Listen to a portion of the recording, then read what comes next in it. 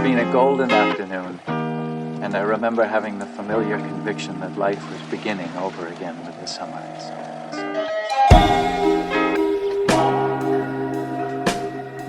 I know you and Audrey weren't there. Sorry, I touched your glass.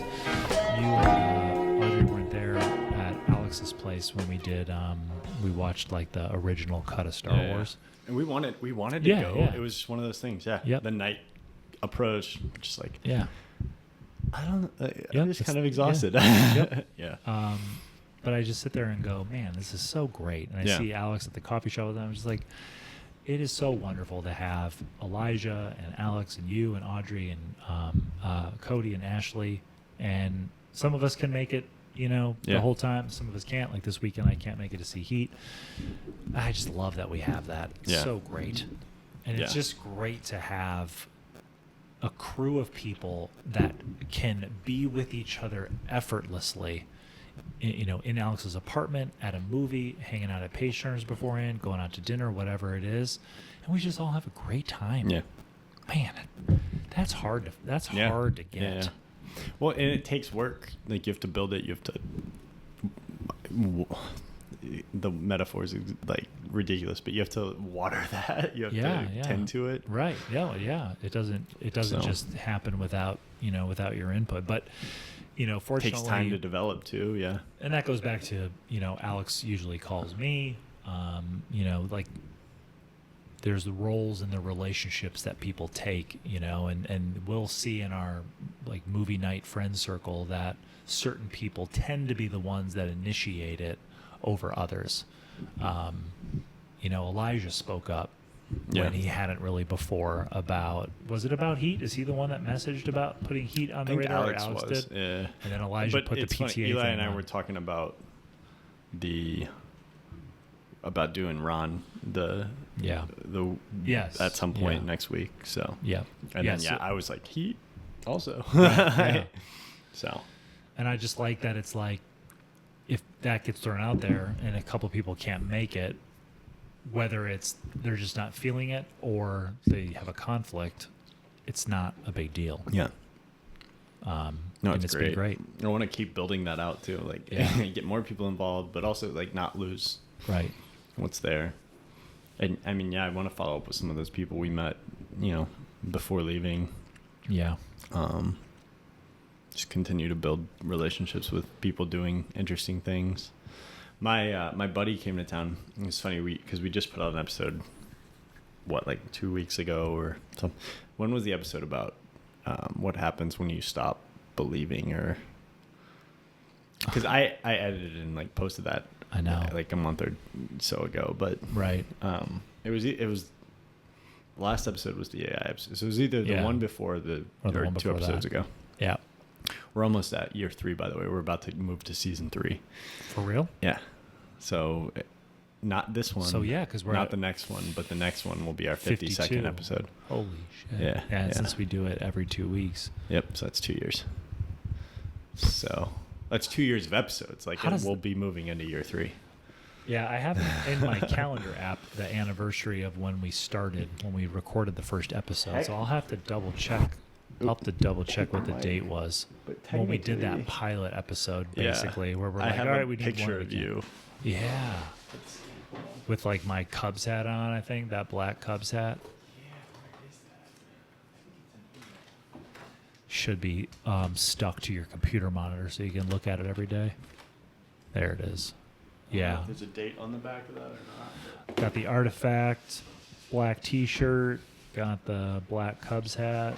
What is that? I don't know what that is. Something stuck to it. Yeah. 7/21/22. So yeah, dude. On there is a date. Good. July 21st, 2025. It'll be 3 years. Yeah. That's insane. Yeah. Can you believe that? Yeah. Yeah, it is. That'll be the start of the third year. Yeah. Well, so 2 full years. But is that the pilot we did? Yeah, and there was like wasn't there some buffer time in between? Yeah, there was some time in between. Yeah, no, that's wow. Yeah. I mean, look, your hair was short. Yeah. I know. Yeah, short hair, and I wear my ball cap, which I still wear sometimes. Not too much. That's wild, dude. And Pretty beard, cool. I shaved my beard recently. If anybody is watching the video version, I did notice. Did you notice? Immediately. Yeah, I just got a random. I was like, you know what? Yeah. Let's do a new thing. It's crazy. It's Let's a cool do a new photo. thing. We'll have to. Now, was that SX70?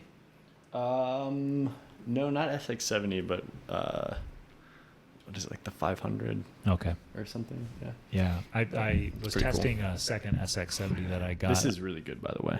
I look That forward is to having interesting. it as soon as I'm done with this. That is crazy good. But yeah, SS. You were saying you were. Yeah, I was just testing an SX70, and I was like, man, that camera is just Nice. magical. Yeah, it's cool. It's so well made. Have you seen the Eames video? I haven't seen the Eames video, but my wife and I just finished, and maybe it is the Eames video, but we just finished, I forget who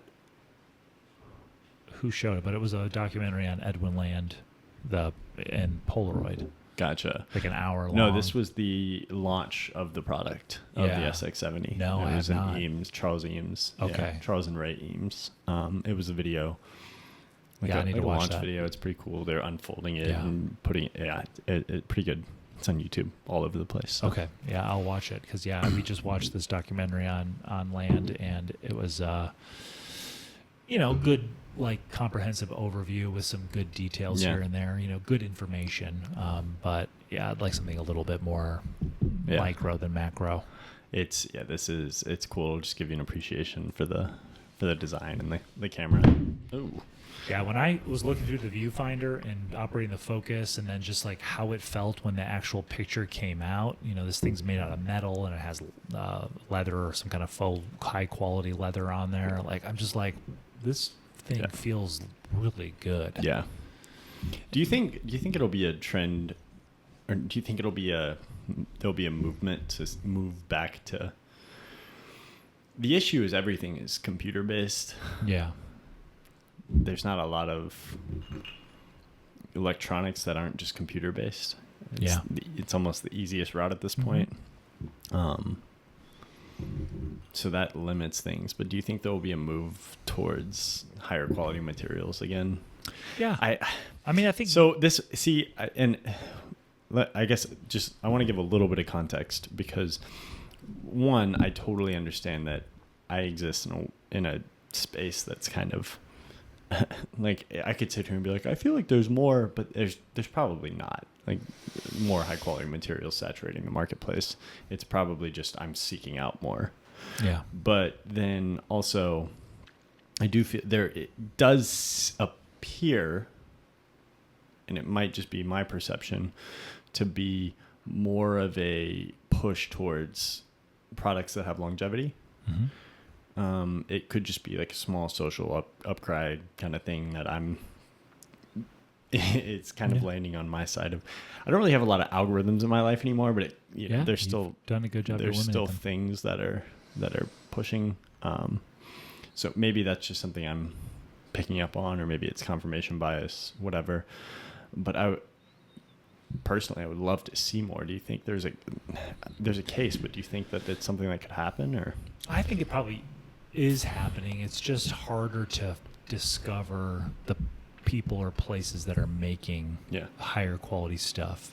For example, Artifact Bag Company. That's the T-shirt I'm wearing. In that, like, they are doing that. They are making high quality leather, vintage materials that they're sourcing, and making bags and stuff in a high quality way. That'll last forever. Yeah. I don't know if I sent you and this isn't like we all know about this. I don't know if I sent you the documentary about how they make how Hermes makes the Birkin bag. I think it's Hermes that does it. Yeah, I think you did, and because it was like severely overpriced is one way. Like, obviously it's overpriced to me. I don't have enough money to buy a Birkin bag. No. If you do, maybe it's. And I'm not saying that they're necessarily representative of what you're talking about, but the thing I was trying to get at is Was it the video that was saying it costs like $4,000 to produce a Birkin bag or something? That may have been the title. I can't remember, but it was really an inside look at like what their values are. They don't care if you're a billionaire and you ask for one. Like it'll just be available when it's available, and there's a backlog. Yeah. They talk about how much training goes into the people that make the bag. It didn't make me go, I want one and I'm going to kill myself to get one, but it just made me appreciate that they have not succumbed to, just chasing profit, like a fast and fashion and Gucci t-shirt kind of. Yeah. It's like they really have stuck to their guns about, what their core mission is, their values, the things that are non-negotiable, what they'll do and what they won't do. And I think that there are other companies and makers of things who are doing that. It could be somebody that is making, leather wallets in their garage, and they have, a small customer base that they cater to. Artifact bag, a much larger. So I think they're out there, and I think there's just this natural cycle with a company where there's a mission and conviction and strong values and appreciation of quality and all that, and they build a product, and then there's a deciding point. Am I going to move more towards the commerce side and start embracing being bought out by another company, finding less expensive materials, cheaper labor, to take what I've built and then extract as much revenue out of it as I can by, reducing cost, quality, whatever, versus the ones that stick to those ideals and maybe sacrifice growth, or they sacrifice being a publicly traded company, on the New York Stock Exchange, all that kind of stuff, for just really developing incredible expertise, artisanship, is that even a word? And craft and building something that is high quality. Yeah. But I think with all the noise out there and social media, and you are a good example of this, you've kind of turned it all off so that you don't even really... it took half a decade of effort, though. It's not, But you're not even on the platforms where some of those brands might bubble up to where you're aware of them. So you're really relying on maybe word of mouth, discovery in person. A friend of yours that you go camping with has this thing that you've noticed, and you're like, whoa, what's that? You know, like, this isn't old. This isn't something vintage. This is a new thing that's really well made. And then you learn about it that way, right? Somebody curates that for you. Proof of... and that's really the thing. Like, you're not, you're not on the internet. Like, you watch YouTube videos, they do hit you, but it's just not the traditional way that we all are like processing the noise and sometimes finding a little... Would you say, and this is a genuine question, because when we were traveling, my buddy had his brother, his two brothers and his sister over. Yeah. They're like early 20s, and his youngest brother is, late teens. Yeah. And very different generation. And it was one of those times where I definitely, like, Audrey and I left, and I was like, when people are like, oh, I feel old. Yeah. Like, you just don't, not in the sense of like, oh, I want to try to read, like, it, but just like the speaking in memes and that kind of thing. Like, that's kind of how their family communicates. And I mean, I don't care. I don't have any, like, go for it. Like, that's awesome. Yeah. Go for it. Do whatever you want. But I definitely, like, I'm not in that world. Right. And I mean, I can definitely see something and be like, oh, that's funny. I get, like, it's funny. And it's, I mean, everybody, we used to have our group chats and things like that where you just send memes all day, but just not on those platforms anymore. So the flow stops eventually. Yeah. And I was definitely like, man, I feel out of touch with what that, like, I don't feel out of touch. I choose to do. Like, I've really worked hard to try to get to the point where I am. So I don't feel out of touch and like, oh, I gotta be like, I don't really have FOMO about any of that stuff. I'm focused on other stuff. I've got plenty to put my attention to. But I did feel, I don't know what that is. I'm not plugged into that world. Do you feel like there is an out of touch? Like when you talk to me sometimes you feel like maybe say something that is out of touch, or maybe I'm not. I'm curious because you're not even super plugged in. I mean, that's the thing though, is like but you're more plugged in than I am, which is funny because of our Well, the thing with being plugged in nowadays is there's so much out there that you can be plugged into this like sliver of culture, and so almost everybody I know is disconnected, is from out of it. touch with something, right? Because there's so many little niches that we all occupy. Are there some overlaps in the stuff that the general topic, photography, whatever, sure, but you're not watching the content that I watch about photography. You're not watching the stuff I watch about video editing and AI. You're not, you know what I mean? Like, there's some general awareness of it, but I'm also out of touch for the things that you're into, and it might be, some of the books that you're reading, how you're using AI in your work versus mine. You're plugged in more a little bit to just the day-to-day life in the advertising world. But specifically to what you're doing. No. Not the world, no, but like sure, your world of advertising, what you're doing here in Omaha. So there's something about when we all come together that we bring our experiences of these slivers of culture, Eli bringing his knowledge of movies I've never even heard of and bringing that to bear. And they watched some trailers at our little movie hangout that I was like, I had no idea movies like this even existed. And I'm like excited to watch them.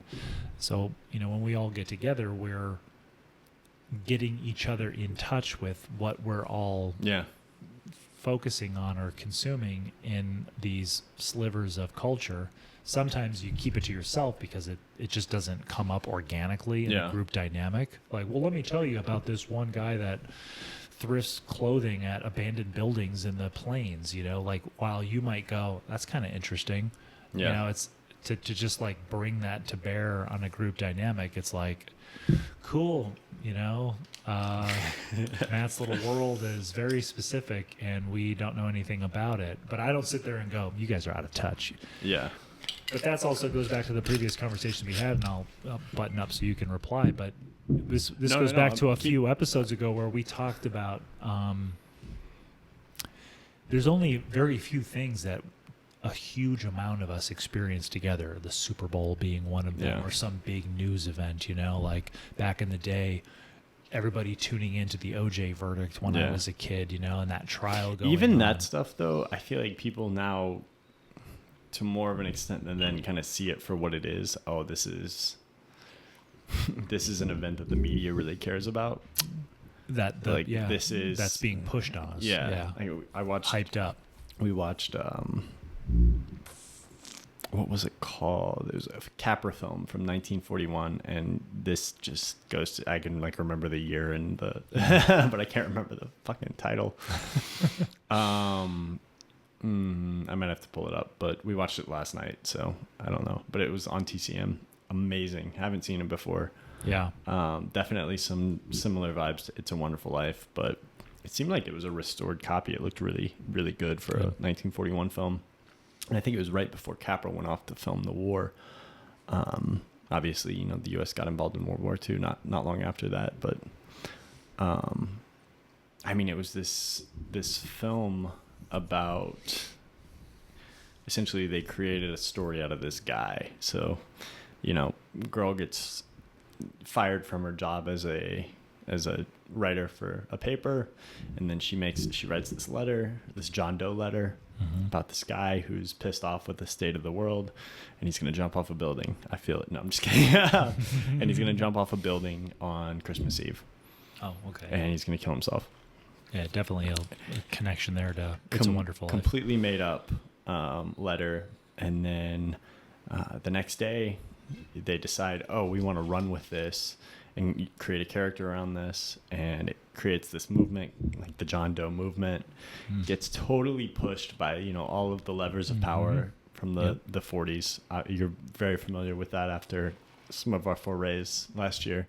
Yep. All of the public relations push, and then the guy who owns the paper is letting this happen because he's seeing in the back of his mind, oh my God, I'm going to be able to take advantage of this. And it's dealing with all of these amazing themes on populism and, just power but also like the idea, even though it's being supported in a way of manipulation. And Capra's really, really good at doing this in his films. It's like, it's still a beautiful idea. Yeah. Like, even though it's being manipulated, it's so that just gets me thinking about I went down a complete rabbit hole, but I feel how this connection. Yeah, essentially it gets me thinking about how these things were manufactured. That's right. And I feel like now we have more of a grasp on that, so people get less excited. Like the OJ verdict today, I don't know if it would be as big of a deal. It might just. Well, and you talk come and go. And this build in the movie was 1941. This took, this was like a 9-month pull. And it's a great film. I highly recommend watching it. I'll pull it up in a second so I can give the actual proper recommendation. But it's like a 9-month pull. And in nowadays, one, there's a greater literacy with media and public relations, etc. But also there's just less of an attention span. Because there's more happening, but there's also the stakes are a little lower. Yeah. So, that same story would have maybe a 2-day, like the OJ story. Maybe you check in on it. Maybe I'm off with that, but it just seems like things like that are less and less. And that was kind of the thesis of our episode when we did the episode. Right. But. And I think there are some things. There's less overlap now as a society. Right. And I think there are some things that can happen that bubble up in world events, culture, whatever, that a lot of people are talking about. Is it at the same level as it was 20, 40, 60 years ago? Not necessarily. What's interesting is you reference the family or whatever having sort of the memes that made you start this thread where you were like, am I out of touch? What's interesting about the meme is, and I'm just thinking this through the top of my head, is it's sort of like the unifying force between all of our different individual experiences of these slivers of culture. I can't communicate these things that I'm consuming in this sliver and this sliver and this sliver, but the one thing that you would understand if I shared it with you is a meme of Steve Carell saying this or that, whatever from The Office. It's just the you talk about like Jung it's a completely modern, right? It's like a post-language form of communication. It's really, and so we have all useful that to connect. How we react to things, how we communicate. It's just like a genre of communication that I don't get, like the brain rot, like, and that's what it's actually. It's like brain rot culture. Like that's I guess the cultural wrapper. Yeah. I'm not plugged into that. Right. And it kind of came post my internet experience, or at least it came into the zeitgeist post my internet experience. So like, I guess I understand what it is, but I sound ridiculous talking about it because I'm going at it from an intellectual standpoint rather than just a cultural standpoint or a social standpoint. Yeah. And I was like, I left that feeling old. And so then, I've just been wondering the last couple of weeks, like I wonder if I seem like I'm out of touch on certain things, but then I think we came to a similar conclusion of what you just said about everybody's in their own thing. It's like at a certain point, there is no zeitgeist. Everything breaks apart. So that goes back to, you referenced just a minute ago, Edward Bernays and how we watch The Century of the Self. That's all by design. That we all have our own little custom, hyper-individualized experiences of culture. I mean, it's going to continue to get more and more focused in around whatever little sliver of culture that we're a part of. I would argue, though, that that's probably good because that's the closest you're going to get to true decentralization in culture, which is beautiful. Like, decentralized culture is a beautiful idea. If it's real. Manufactured decentralized culture is one thing, which I think is more of a Bernays kind of, we're going to break everybody into subgroups. There's 7 of them. Is decentralized culture possible? It feels like we're getting there. Like we exist in shattered. I mean, like, so like there is everything is shattered, but you can pretty much find somebody to. Just really quick, it's Meet John Doe by Frank Capra, 1941. Is the film. Okay. But yeah, we're kind of reaching a point where culture is so shattered that there's no putting it back together. Yeah. I mean, again, it could just be confirmation bias. It could just be me, projecting this, like, hoping that this is what's happening when in reality it's not. But are there any examples that you can think of things that represent currently decentralized culture? Okay, let's go through. This might be a helpful exercise. Let's go through your interest and my interest. Yeah. And just like you and I are very close. Like you and I, what we said earlier, we're on the same wavelength a lot of the time. Right.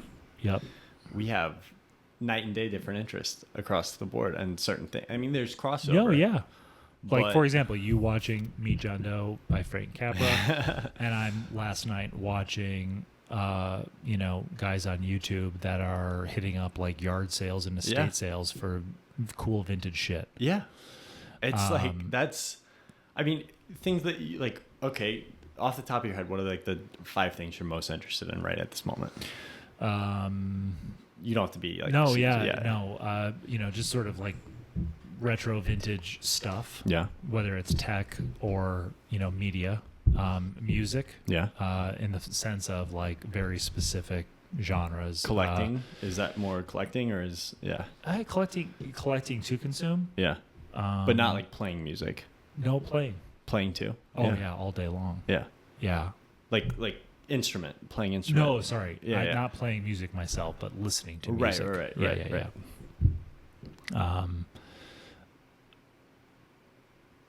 Fashion. Yeah. Which is dope. Yeah. Yeah. Or sort of, but which subset? Like that's a huge. Yeah.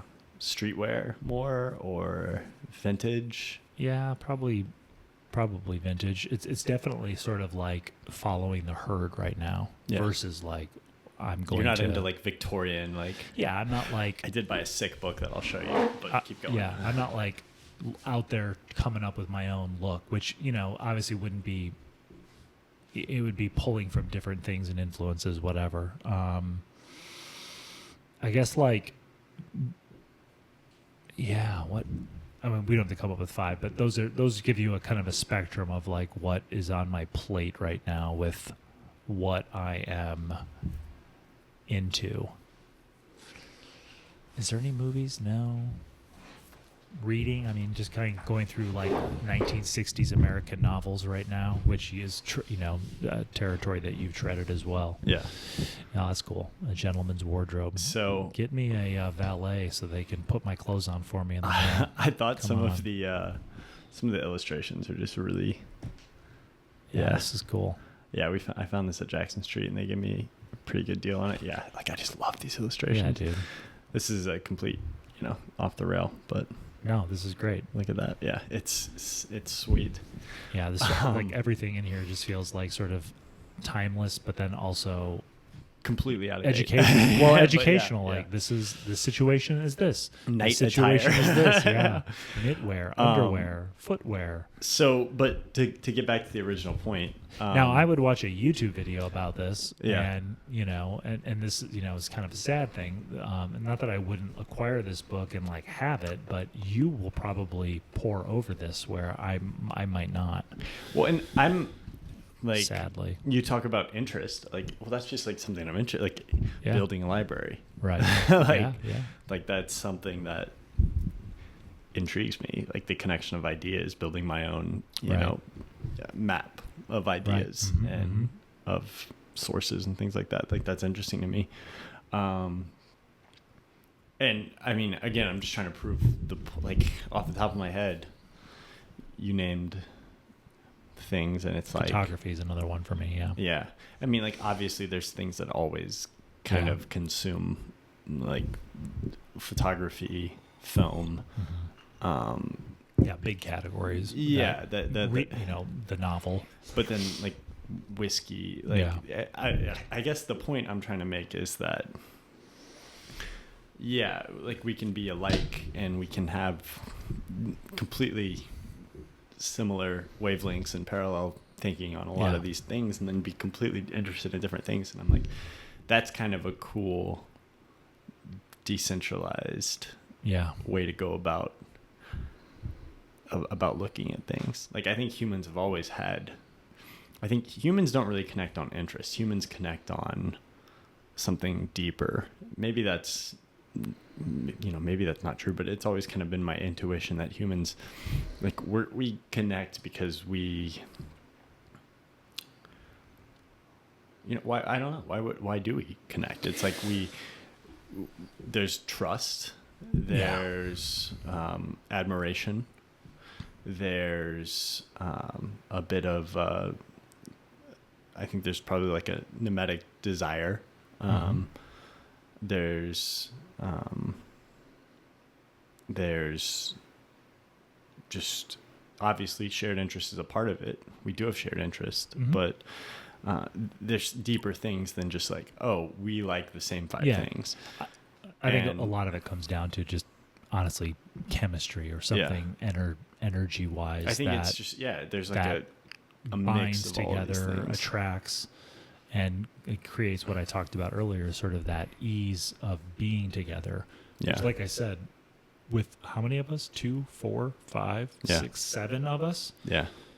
It's pretty amazing that 7 people can get together and just hang out and effortlessly and have a good time without there being, and what it is like when you're with somebody and it's sort of like a little bit of work to like have a conversation, or sort of like those moments of where it gets quiet and you're like, it's a little awkward. You're just fill tired the whatever. of it. Like there isn't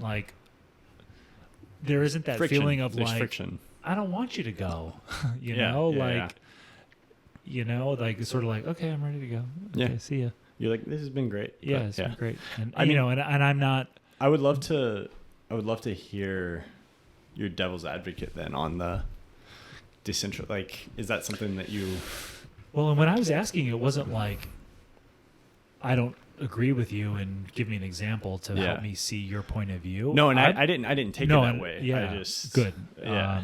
Mine was sort of like, this is a new idea for me, decentralized culture, and I'm curious if you can throw out some examples that make me feel like I'm with you in understanding that idea. And I'm not sure if I necessarily threw out the best. I think if we overlap, my thinking was, okay, if we overlap so much and then our top 5 interests are completely different. Yeah. It's like, think about 2 people that don't overlap. Like everybody's just kind of has their own subculture at this point. And maybe I recognize that, or I think I recognize that just because I'm involved in a lot of subcultures and like there's a lot of different, I mean, we were talking about it a little bit pre-show. Like there's some people that I'll talk to about a certain collection of topics that there's absolutely no crossover with somebody else who I'm really close to. Yeah. And you can just kind of see the amount of, I guess, the stark contrast between individuals. there's just so many things to be into nowadays. Yeah. And I think that's what I was getting at. And there's still a monoculture. Like, here's the weird paradox of it all, is I actually do think that monoculture is an issue. Yes. I also think simultaneously, and these ideas don't work together, so I don't know why. Yeah. But I think simultaneously we're in the most shattered, fractured, decentralized version of culture that's ever existed. I wonder if that's like just really, to it might just be me being an idiot too. I think there's an objective understanding that coincides with an awareness of monoculture. Objectively, it's there, whatever. But then our subjectivity comes in, and we're like, but no, like we're all experiencing like these very unique slivers, and like it doesn't feel like what my consumption and contribution is to culture is part of the monoculture. It feels very unique to me. It feels very subjective. It feels very personal. And I think part of what I was asking you about examples was, again, just probing this idea of, but is the source of that fabricated? Yeah. Well, like what you just said, it's like, do we just feel like we're different, but then there's like we're all coming from the same core idea, right? But I think the best test of this is another backbone of this episode of just, I have continued to follow my interests as they come up, as I've pulled myself away from more algorithms, and it like that's a pretty good test. Mm-hmm. I guess, but it also depends on what are your core categories, right? Because you can always build a core category that encompasses all of these shattered cultures and be like, everybody's the same. Mm-hmm. That's just a way to argue your way out of this. Mm-hmm. So are we building base categories that are containing all of these cultural fragments, and then you're in a monoculture that appears to be the opposite, right? So I see how that's potential, but then like, what is culture ever? Right. Like what is, we're all humans, and I mean, I think that there's probably some core beliefs that I have that are different from other people, and then there's core beliefs that other people have that are different from, and then there might be large swaths of the world that have similar beliefs, but the fact that there are counter beliefs out there, I think is a powerful indicator that there is fragmentation. Am I even? No. I might just be too. I had too much whiskey, but I just think it's an interesting idea to explore, and this just feels like an exploration of it. I mean, just some things that you're just bringing up are not new to me, but sort of I'm thinking of them in new ways. And I'm not sure. I might just be spewing nonsense. There's a chance, like, but I feel like we're trying to figure something out, like get the answer, but we're just trying to like wrap our heads around this. Little bit of word salad for me in doing so, but I don't know. I feel like it's one of these things where it's like the real meat of this idea is at the tip of my tongue, and I'm not hearing and saying the things that like let me unlock and step into the deeper layers of it. Well, it's like maybe it's helpful to start with, what does decentralized culture look like in the first place? Yeah, because if it's decentralized culture, but it all stems from YouTube videos, then that's not decentralized culture. Right, that's the thing. That's bottlenecked, and then it has the appearance of decentralization, but it doesn't for us.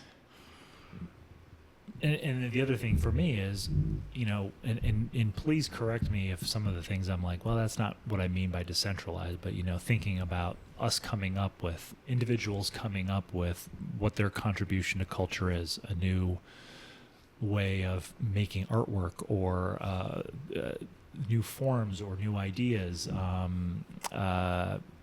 I'm probably lean a little bit more towards sort of like representations of popular culture rather than just sort of like the broad spectrum of That's culture. always been our dynamic, though.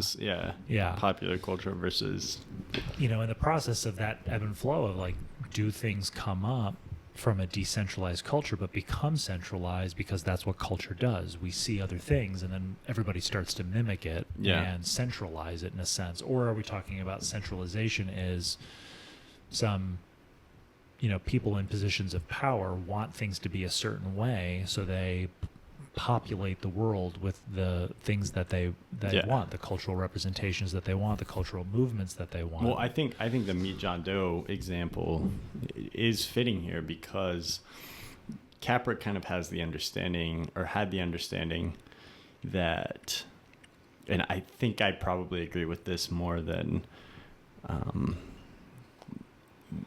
I typically I tend to lean towards there's no grand plan on anything. Most things are it's Occam's razor combined with just observation. Yeah. And like you said, in Meet John Doe, there's a power character who wants to kind of use this movement, right? But he's just kind of like, let's see where it goes. I can see the potential that this becomes something huge, and then obviously you don't extract until it becomes extractable, until it reaches that extraction point. Like now it's ready, and it's completely, it's a genuine move. And again, getting back to what Capra just shows so well is like, this is a genuine movement. These are pure ideas in the sense of in any kind of sense of human purity or ethical purity. These are good, honest, like truthful ideas, but they're being monitored to when's the moment I can flip that switch. And that's culture, is that to an extent. And I guess decentralized culture to me means we're slowly destroying the switch. So you have things that are pushing, and we're slowly destroying the ability to be able to flip a switch because there's not enough concentration behind any one thing. I mean, obviously that's what decentralization is. It's worth doing the flipping It's of worth the switch. doing, or even it's graspable enough to flip a switch. And maybe I'm off. Maybe that's something, obviously that is a utopic vision in my mind. I would love to be in a world where that's, because that solves a lot of issues. Manipulation is a lot harder psychological manipulation is a lot harder when you have nothing to manipulate, when everything is fragmented. People talk about fragmentation of interest or of belief like it's a terrible thing, and it is if anything, maybe that's an idea that hasn't decentralized enough yet, is that conflict stems from fragmentation. What we talked about earlier, I don't think conflict necessarily stems from, we can have different interests and still care about each other, or, just love being together and love hanging out. So there's something else that's pushing that human connection outside of that. And if anything, maybe that's an idea that's yet to decentralize. That's something that is being pushed because it is useful, from a power standpoint of fragmentation, or of disagreement is like I don't know if that's complete jumble or if that was like coherent thought, but no.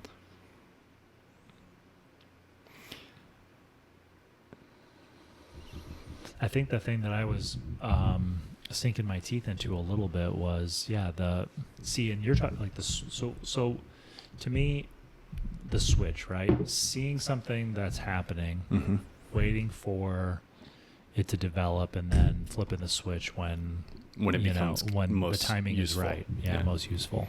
And you've talked about of that idea and attract and extract. Right. Well, and the other thing I'm getting at is someone who is paying attention to one thing and then sees this thing that's happening, sees that it could be something, monitors it closely, finds the moment where they can flip the switch, and then does so, versus the person going, why am I waiting to see what's developing to then flip the switch? Why don't I be the one who develops it? Yeah.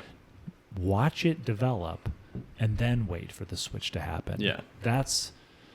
And that goes back to the stuff that we talked about a long time ago about the documentary on the cool thing, like when they made Sprite cool to the hip hop community. Just really quick though, I think that breaks down when you have each, like, so if you're thinking in traditional like free market dynamics, if you have a properly decentralized culture, then I mean, yes, there is the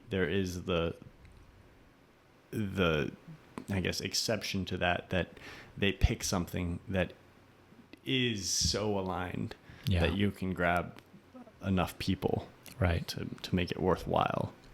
But I mean, most things that are inherently self-interested don't strike that chord of this is something that's true or this is something that's worthwhile.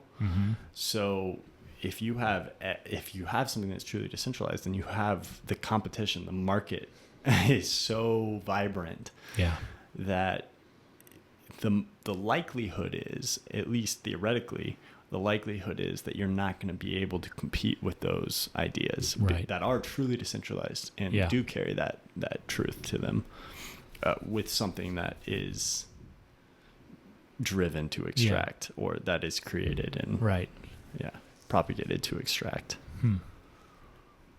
It would be my counter argument. I don't know if that's sensible. I think I see that as well. Yeah, I think for me, just like emotionally and talking about this, there's that aspect of me that just goes, how do you take away, can you eliminate people pulling strings and influencing small or large groups of people towards something, shepherding them along to the thing that they want to see happen? And is there a point that we can reach culturally where that's really not possible? And I don't know. Unfortunately, and where I would say, I guess, arguing against my own thesis would be, it is a platform-driven culture. Is a platform-driven. And give examples idea of platforms in that context. I mean, like YouTube as a platform, or just like the newspaper as a platform. I mean, mediums, platforms. Like YouTube. It's just culture is something that's driven by humans communicating, right? So wherever you bottleneck human communication, then you're affecting the incentive structure of that communication. I mean, we've talked about it before, but YouTube has an incentive structure. Absolutely. A podcast has an incentive structure. Now, I think podcasting is great. Obviously, we're doing one. I think it is a platform that may have reached escape velocity where it's decentralized enough, but you see people trying to centralize it. You see Spotify doing Spotify exclusives, or you see these YouTube, Google podcasts, or whatever. Like, there's people that are trying to get control over it. That's right. And that's the biggest threat to decentralized culture. Like, yes, if culture predominantly comes from YouTube, Twitter, and Facebook, it's not decentralized. Or TikTok. It's probably TikTok, YouTube, Twitter, Facebook to a lesser extent. I mean, but those are the primary drivers of culture right now, unfortunately. And so that's not decentralized. No. Now, yes, there is culture that builds around bookstores, getting old old books. There's culture that builds around hanging out with friends and things like that. Yeah. And things like that are starting to pick up and grab more real. Yeah. And then you can talk about like, if you're just looking through a tech lens, like technological decentralization, there are platforms that are starting to try to pop up in those spheres. But yeah, it's how do you propagate culture? It's still pretty decentralized. It's less decentralized though than it was when it was just the television and the radio and the newspaper. Yep. Maybe. But then those are still mediums, right? Those are still mediums. Yeah, and I would argue maybe not, but now there's more interest. And what are you seeing as all of these platforms abuse their audiences? Yeah. As Facebook forces you to pay for advertising if you want to develop an audience, or as YouTube, I saw that too. As all of these things start to happen, and these platforms are trying to extract, and you start to see people go to alternatives. Mm-hmm. That's decentralization happening in real time. Yeah. So, I don't know. Maybe I'm just optimistic, because it is something that I think would solve a lot of our issues. Yeah. If we reached a point where that was, and right now you're right though. The problem is it might not be better. There might be more control, and now you have a bunch of data driving recommendations of anything. Yeah. So it has to overcome that as well, which is just overcoming those platforms. But you are seeing alternatives start to pop up. Well, you're also just seeing. You're an example of someone that, reduced your presence in those platforms. Obviously you still have a connection to YouTube, but it's much different and under your control rather than just what you're being fed. You're not on Instagram, Facebook, all of those things hardly at all, and you're certainly not active on a smartphone. I get all of my information pretty much through text at this point, right? Through AI scrubs and things like that. So predominantly your experience of the world and culture, you could argue, comes from, let's say, human interaction, in-person interaction, reading books, watching movies that you choose. It's not like you're flipping through cable. It's not like you're just sort of like skimming whatever the algorithm. TCM is playing that night, for sure. But yeah. And I think more people are moving towards, obviously, and that's becoming sort of I don't want to say a trend, but just like a part of culture is a rejection of the traditional ways to consume culture. I don't think I'm special. I think I'm probably, am I the majority? Am I even a substantial minority? Were you? No. Do you think you were an early adopter of this though? Of this, even just like your first step toward going, I need to start. I hesitate. Who knows? Who knows? I might be on a completely different trend line than everybody else. It might just be something that. Yeah, I think anybody likes to be like, oh yeah, I'm an early adopter, but I don't even mean that as like a a feather in your cap. I just mean like you were exploring dumb phones and ways to sort of not be in the social throes of social media and all that stuff for a while now. It's been years. I think it's just though my circumstances led me to. I grew up with ADHD. Yeah. And I was like, this is not good for that. This is not. Yeah. And then I just happen to have a special conversion of different interests that led to me being like, oh, it's like, I'm also kind of a nut about what I eat and things like that. Right. That was because when I was a kid, I had the opposite experience and had to work my way out of that. So but what's interesting about the specifics of, dumb phone and, being off social media, it is interesting when we're out with other people that use it either normally or maybe not abnormally, but maybe slightly excessively or whatever, or they think they do. There's something about those in-person interactions where I think people are intrigued by the possibility of doing something similar. The most frequent thing I hear is, I think I've been thinking about getting one of those. Yeah. Yeah. I've heard that 100 times. Yeah. That's great. I would love to do Right. that. And my conversion ratio, 0%.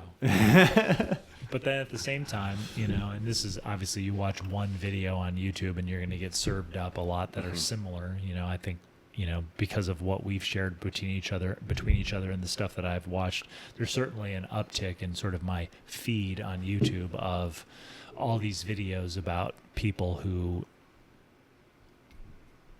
is this a proper use of this? Decentralized their technology, so it's not just an iPhone that has this, and this. That works. They went to a literal camera, a notebook. They broke it up into all of the individual ingredients and used those to live their lives. Yeah, and therefore, avoiding the centralization and everything through the phone, social media in general, YouTube, everything that they're consuming through that device. So it's there's not a huge super great intellectual point here, but it's just interesting that this is becoming more and more prevalent, at least in my view of my sliver of culture, is disconnecting to a certain extent, or moving fully toward analog tech to consume. The metaphor art. is always the pendulum, right? Yeah. And I do think the pendulum goes one way and it goes the other. And you're gonna see a rejection of a lot of the stuff that is popped up over the last 20 years. You're also, part of it is probably people starting to realize that there's not one way to look at the world. Yeah. Even if that's not the primary thing that is kind of understood, it's almost intuited that, there's more, you can view the world through more than one lens and they can all be correct simultaneously. Mm-hmm. Maybe everything is not progress based, or maybe everything is not, there's just different outlooks, and multiple things can be true at once. We've talked about that on this show several times, but I think you're seeing a reaction to 20 years of one way of thinking. Yeah. And a lot of people who said, I agree with that, that's right. And then they said, maybe that's not. I'm not as sad. At the end of the day, what hasn't changed is that everybody that's ever been alive is dead now. There's just certain things that don't really change, and we can add all of these little creature comforts to our life, but we're still dealing with the same programming in a sense that we've always had. And some people they feel more stressed, or more they're more aware of that timeline than others, and maybe that drives some of this. But it's you're only gonna be every even we talk about all the time, we gotta appreciate when we're doing these things, and, we're like, oh man, 3 years goes by like that. We're all toast. There's no way around that. And most of what we're doing probably doesn't really matter in the grand scheme of things. And I think when people really start to contend with that idea, and it's how long can you block that out before you have to come to terms with it. And when you have to come to terms with it and you start looking at it in relation to our contemporary setting, at least for me, I was like, this is just ridiculous. This is stupid. I don't want to do these things. This is not where I want my time to be. Yeah. My very hyper limited time. Your attention. My attention. Yeah. Just which is, you spend a lot more time dead than you do alive. Which is sort of what everybody's fighting for. Yeah. Like, how do we get you to pay attention to our thing? Yeah. So we can get you to think a certain way or spend your money a certain way or... Yeah. And then it's just like how stupid a lot of those things are anyways, like thinking a certain way. Like that matters in the grand scheme of anything. Or spending your money in a certain way. Like that matters in the grand scheme of spending your dollars in a certain way. Like how stupid that is at the end of the day. Right. You know, I'm not fighting against financial security or like, you know, it's like the system is the system. Like there's not a lot that can be changed there. And you know, I'm not really interested in hearing people argue about how to change it, but it's like there's plenty of options. You have plenty of choices that you can make within that, and it's kind of up to you at that point. It's in your hands. Yeah. And yeah, do it or don't. It doesn't change anything. Clock's still ticking. I know it sounds kind of bummy too. Oh. I have been a little sad lately thinking like, I don't think it's bummy. Like that's kind of my mindset. I'll give you an lately, example. I'll give you an example, and I hope this doesn't start some new big thread, but I sit there and go, my wife called me today because she's trying to get her work done, but the kids who are home for summer break, I had to step out for a little bit, who are home for summer break, you know, have the things that they're contending with, their issues, the things they want to do, the things they can't do, all that stuff. And it's interfering with her focus on her work. And people that are both trying to work, have careers, earn revenue, level up in the world.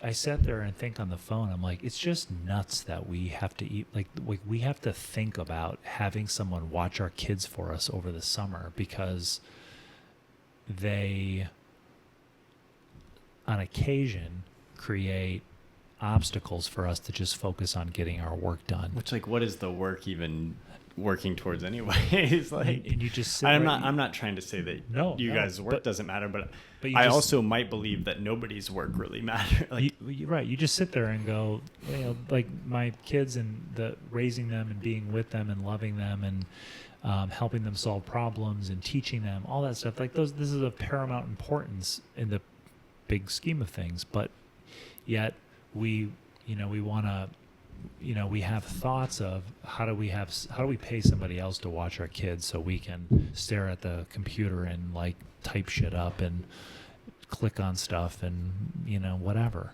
Like, it's just, I think about that stuff and I just go, it's just so crazy that all of these constructs and things that we have built as people, and you got to have a job and you got to make money and you got to do this, you know, you got to do that. And it makes you want to set aside the thing that matters most, which is being with your kids and teaching them and loving them and protecting them and raising them and, you know, all of that stuff. It's just nuts to me. It's silly. Yeah. You know, and I'm part of it. You know, I'm out here chasing this vintage thing to flip it for a profit, or I'm out trying to vlog this or do that with my YouTube channel, you know, to make money. But then at the same time, it's intensified because it's also what I think and hope in some instances an expression of me and my uniqueness and my view of the world and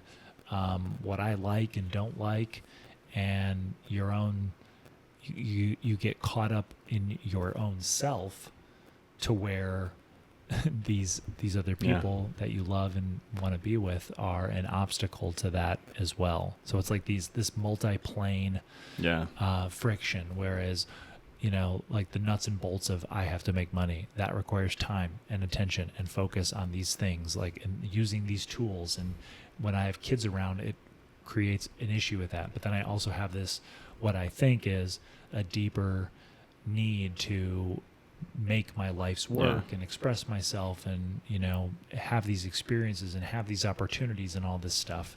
And those two things are just such a constant battle against the thing that matters most. It just, It just makes no sense. We're sitting here making a like we've made almost 50 episodes about creating work, and it's like work at its most basic level. And this is obviously maybe oversimplified.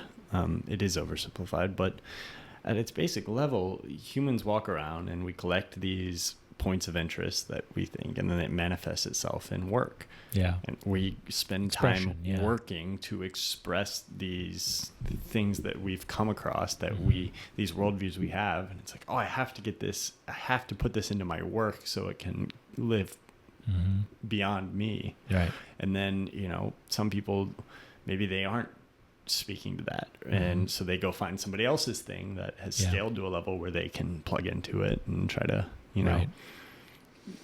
try to be a part of that expression. But these are just ideas that, a person had.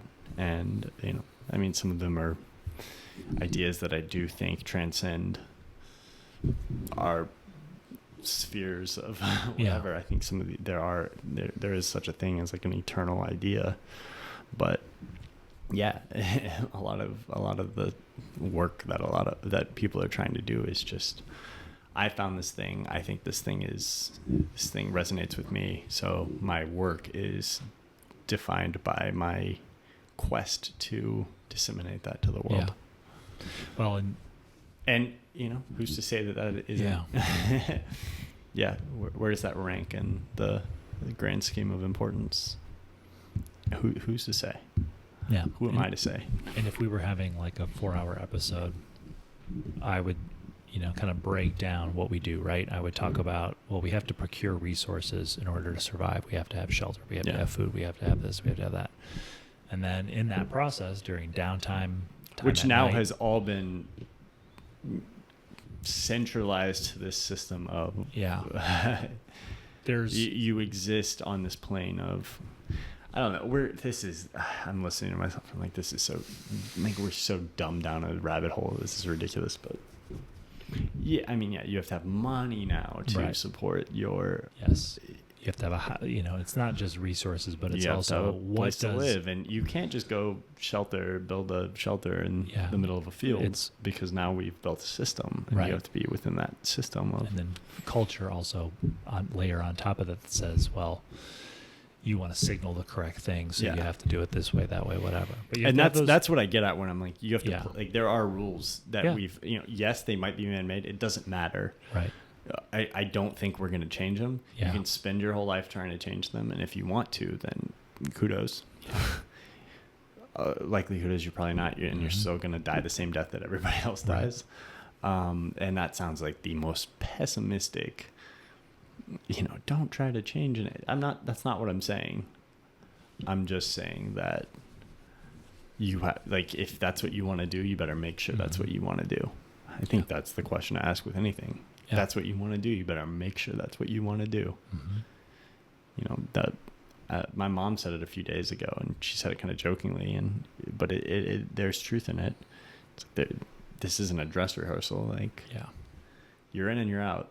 Right. Nobody knows what's after that. So, well, and to wrap this up and to sort of like leave us with like a new thread to explore in some other time, but procuring resources, self-expression. So think about more primitive times, right? Telling stories, oral tradition, weaving blankets, cave paintings, all these things that we do to tell stories and express ourselves and make things that are a reflection of a vision that we have, a way we think we should do things, whatever.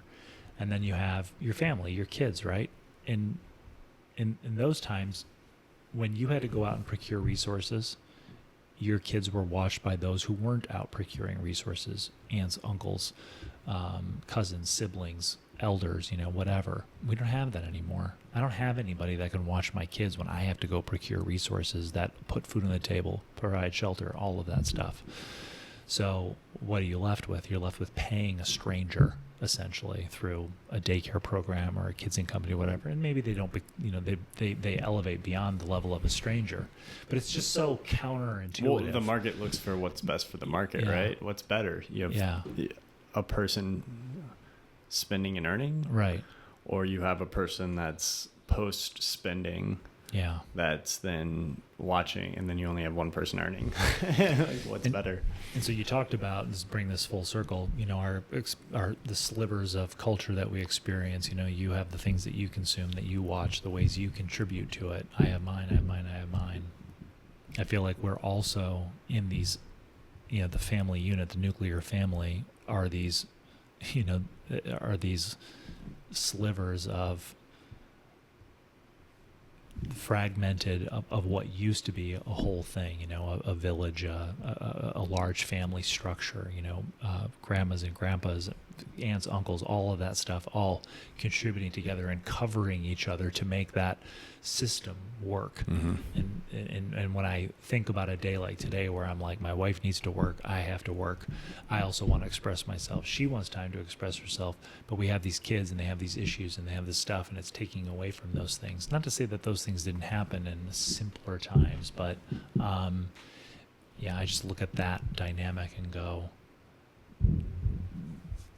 it just feels wrong to be thinking about how do I get rid of my kids for 8 hours a day, so I can express myself and procure resources. Yeah. Like my family, you know, the people who don't have to do that right now, they should be, the people I know and love should be taking care of that. But you know, my in-laws are still working. Yeah. You know, they're still jacked in. Anyway. It had been a golden afternoon, and I remember having the familiar conviction that life was beginning over again with the sunrise.